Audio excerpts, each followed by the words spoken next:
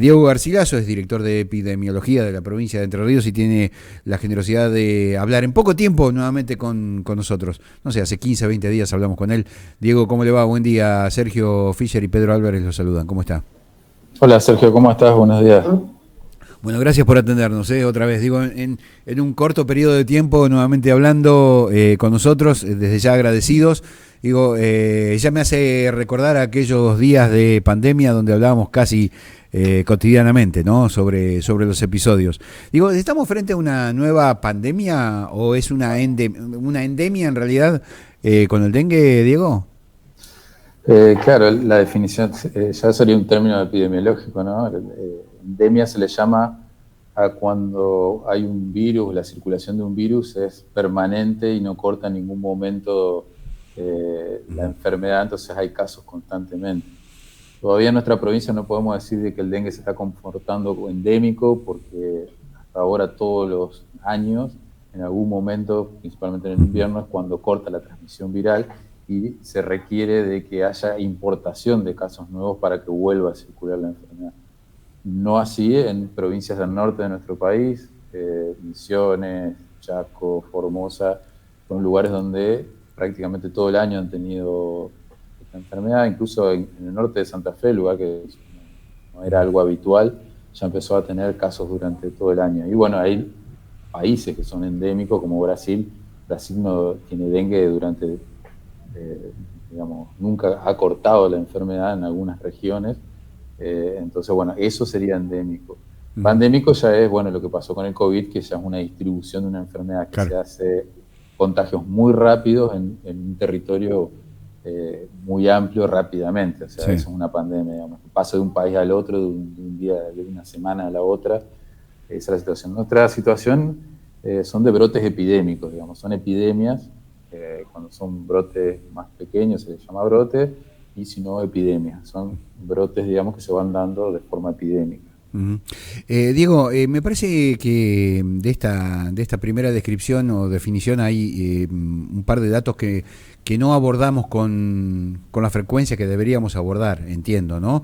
Teniendo en cuenta que hay provincias del norte de la República Argentina que tienen presencia de dengue durante los 365 días del año y también el sur de Brasil. Mucha gente se moviliza hacia el norte de la Argentina y también hacia Brasil. Digo, ¿cuáles son los digamos los métodos para no quedar contagiados de dengue en lugares donde, a ver, nosotros salimos de la provincia de Entre Ríos, llegamos a Corrientes y resulta que en Corrientes hay dengue los 365 días del año? ¿Cómo hacemos para no traerlo acá a nuestro territorio? Bueno, como bien decías vos, nosotros este verano, por ejemplo, en noviembre, diciembre, nosotros siempre estábamos viendo que todas las personas que viajaban a Chaco volvían con la enfermedad. O sea, un poco esto es lo que estabas hablando vos, ¿no? Era prácticamente de los 10 primeros casos de dengue que nosotros habíamos detectado en nuestra provincia, eran personas que habían viajado a Chaco, por ejemplo. O sea que ya había una circulación muy importante en esa provincia. Acá lo importante primero es saber cuál es la situación epidemiológica de cada lugar. Si uno no sabe, digamos, esta situación, tiene menos probabilidad de protección. Y lo primero y principal, bueno, es evitar la picadura de mosquito. Esta enfermedad no se transmite de otra forma que no sea a través de la picadura de la Aedes.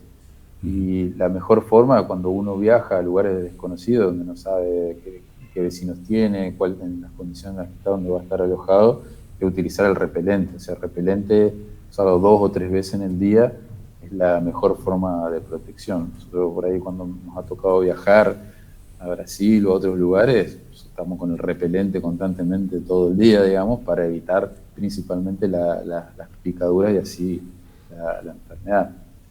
Obviamente que es más difícil eso que en nuestro domicilio, y bueno, y utilizar todos los otros métodos químicos, digamos, que son las tabletas, los aerosoles, todo eso dentro del domicilio para matar los mosquitos que están dentro de donde estamos viviendo, digamos. Esa es la forma, digamos, de prevenir, por lo menos en este momento. Y después también se ha incorporado últimamente una vacuna. Esta vacuna, si bien no previenen 100% de la enfermedad, sí previenen un 80-90% la evolución a un cuadro grave, lo cual es muy importante porque si bien es poco frecuente los cuadros graves, existen. Entonces nosotros recomendamos, por ejemplo, a la gente que viaja mucho a países donde ya hay una circulación endémica o viaja mucho al norte de nuestro país por cuestiones laborales o por el motivo que sea. En esas situaciones sí se recomienda, por ejemplo, la aplicación de la vacuna que antes no tenía. Vacuna que tampoco abunda, ¿no? Porque tengo entendido, por averiguaciones que uno ha hecho, no hay disponibilidad de stock como para adquirirla. Claro, es una vacuna que en realidad es Se hace por reciente. pedido. Claro, es una vacuna muy reciente, está hecha por un laboratorio que no tiene la gran producción de los grandes laboratorios, digamos, internacionales. Por lo tanto, tiene un stock limitado y hasta el momento el Estado Nacional y, digamos, los expertos relacionados a esto, que hay una Comisión Nacional de Inmunizaciones que se dedica a evaluar cuándo una vacuna debe ser o no incorporada al calendario de acuerdo a las características de la vacuna y al costo-beneficio. Claro, ahí, hasta el momento, sí, ahí quería sumar un concepto más. Digo, a la escasez es también, digo, la escasez es proporcional al precio a la que se comercializa. Claro, como hay una producción baja, digamos, un laboratorio que no produce grandes cantidades. Por ejemplo, hoy si Argentina quisiera aplicar una vacunación masiva, por más que quisiera y tuviese la plata, no lo podría hacer porque no estaría la cantidad de dosis, digamos, disponible, por lo menos para esta epidemia, digamos.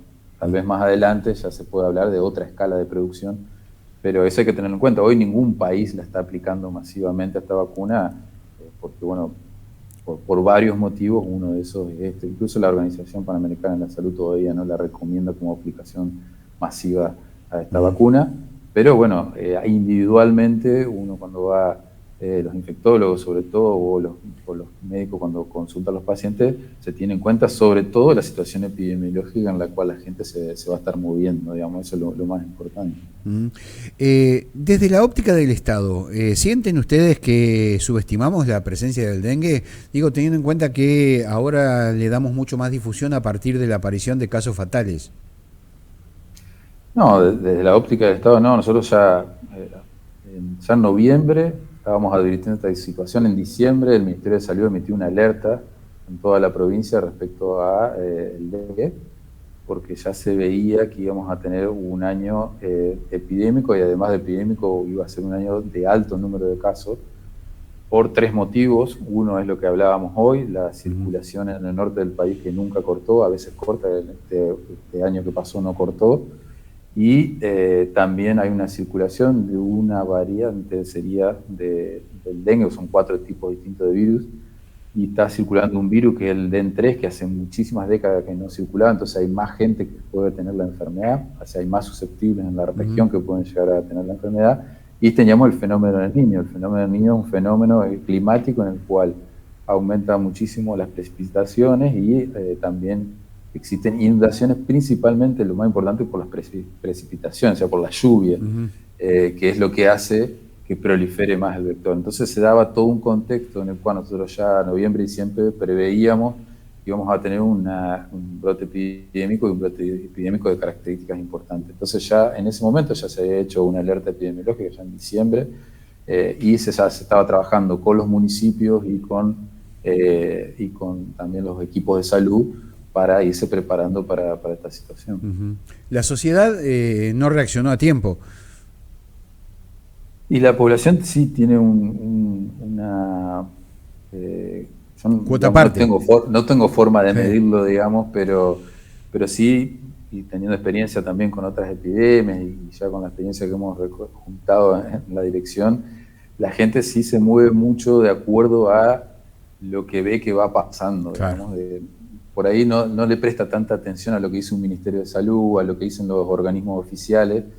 Por ahí eso pasa un poco desapercibido, pero cuando ya se entera de que el vecino tuvo la enfermedad, o ven los medios que algún conocido famoso o algo tiene la enfermedad, o en los medios se empieza a hablar ya de, como decías vos, fallecidos o muchos casos, ahí es cuando la gente empieza a tomar dimensión de la situación.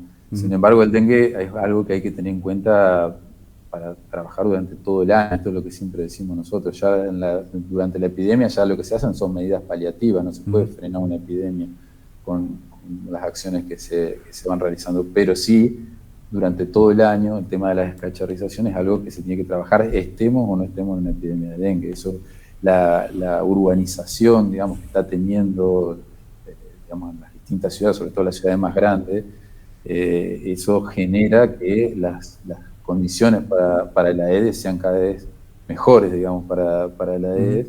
Y si a esto le sumamos cuestiones climáticas, cambio climático, en el cual ya los inviernos son cada vez más suaves, bueno, esto va a hacer que los brotes se vean más frecuentemente como estamos viendo ahora.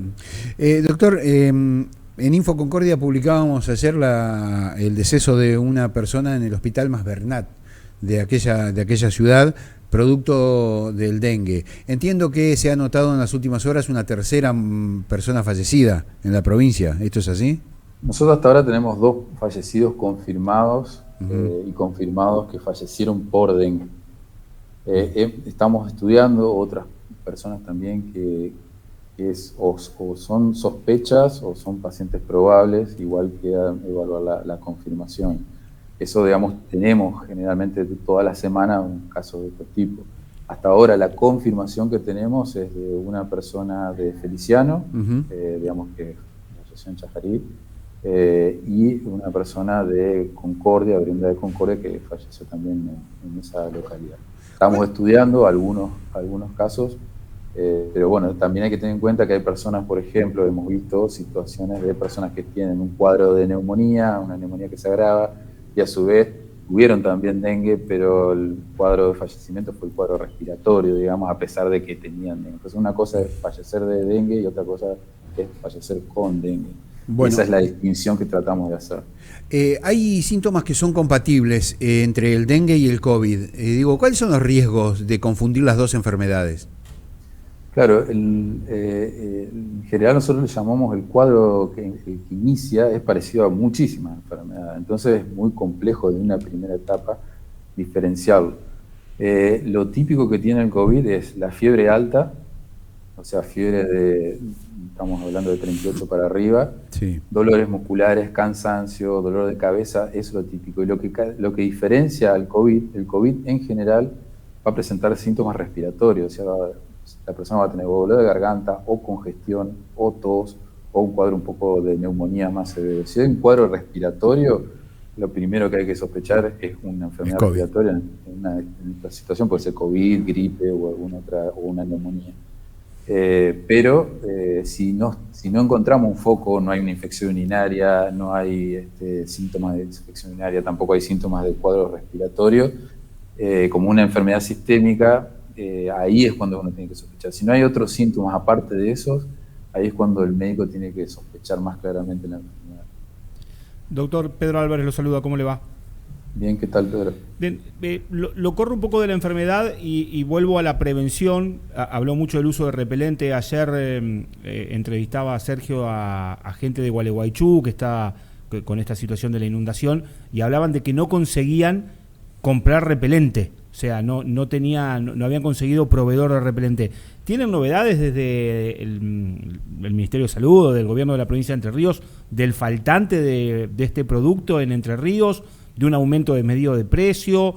Y en todo caso, ¿alientan o desalientan la elaboración de algún producto alternativo? De algún producto que obviamente realizado por bioquímicos, por bromatólogos o por algún profesional del área, ¿no? No una poción casera, porque nos llamó la atención de que Gualeguaychú no tuviera a la mano la posibilidad de comprar repelente para evitar el contagio de dengue, y me surgía esa duda. Sí, es como decir, o sea, siempre cuando ocurren estos momentos en los cuales toda la gente quiere consumir los mismos productos, nos pasó también con el COVID cuando todos querían testearse al mismo tiempo. O el alcohol en gel. Con el alcohol en gel también. Siempre hay un momento en el cual el stock, digamos, no alcanza a cubrir, pero después se va suplantando el stock. Eso está pasando en algunas localidades en las cuales digamos, al consumirse tan rápidamente el producto empieza a escasear. En todos en los brotes otros también hemos visto, por ejemplo, en el supermercado que desaparece, digamos, los distintos productos como repelentes. Eso lo estamos viendo. Nosotros lo que sí estuvimos trabajando durante el fin de semana también con el ministro es estas situaciones, incluso de algunos medicamentos también como paracetamol u otros medicamentos que se utilizan, que también están escaseando en algunos lugares como para proveerse de laboratorios que estén incluso fuera de la provincia. Así que eso se está trabajando. Y como decías vos, hay productos alternativos. Por ejemplo, la citronela es un producto que también se utiliza como repelente, no solo el que utiliza digamos, los repelentes habituales, me va a salir una marca, pero el que utilizan los repelentes habituales, sino que también hay otros que, sobre todo incluso lo usan mucho en la población pediátrica, que también sirven como repelentes, que son alternativos, y he visto que algunos laboratorios están de acá, de la provincia, están incluso iniciando la producción de ese tipo de productos.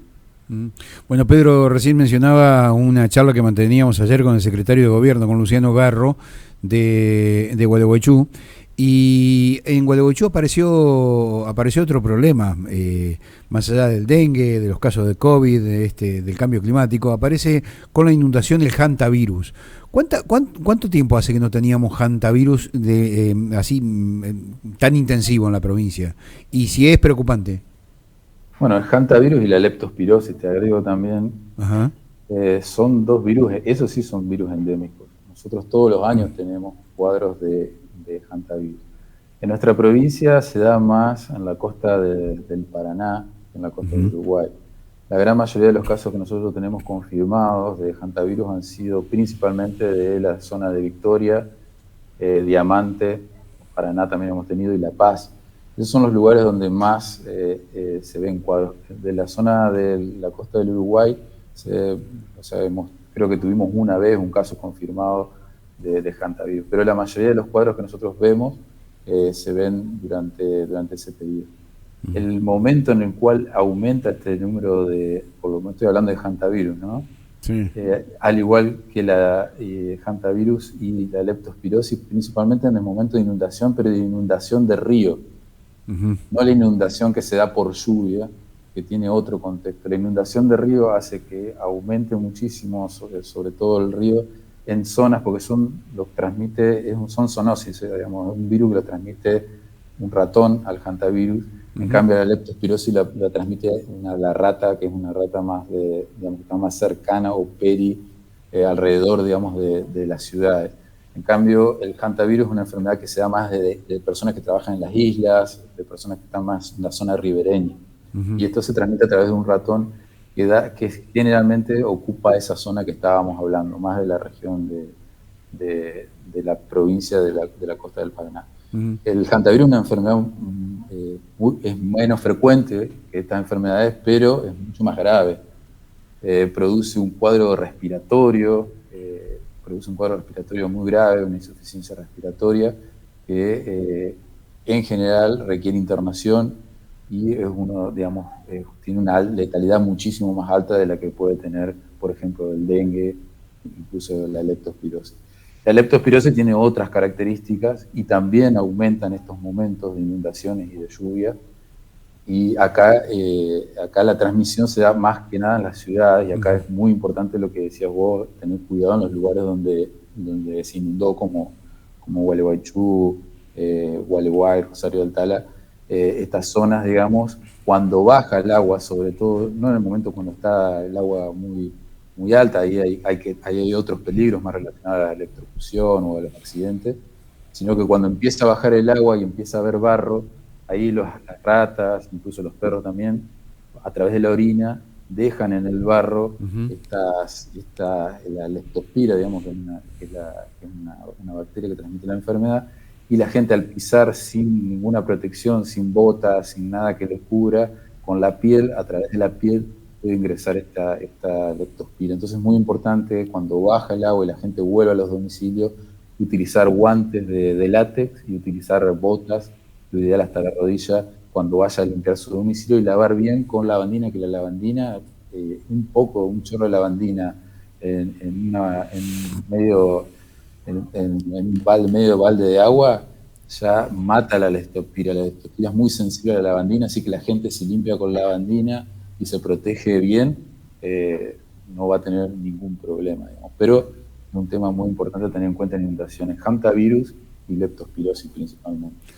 Bueno, el día después de Gualeguaychú, de Tala, bueno, de Gualeguay, digo, el día después, ¿qué prevenciones hay que tomar? Digo, ¿qué precauciones, qué trabajo hay que hacer, ¿no? Porque en la contingencia vemos mucha presencia del Estado, pero ¿y el día después?